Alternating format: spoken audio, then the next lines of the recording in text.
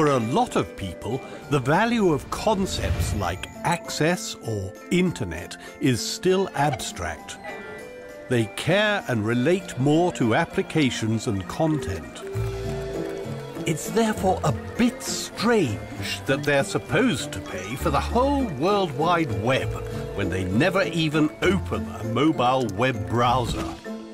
Maybe they should be given the option to choose less and offered one-trick pony?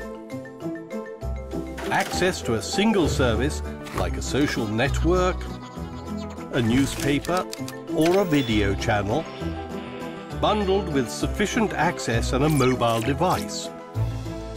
You can charge based on usage, a set monthly fee or a pay-per-episode basis.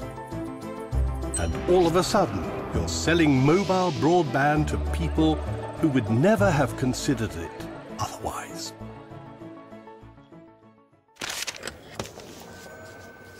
Unplug. Let's rethink mobile broadband.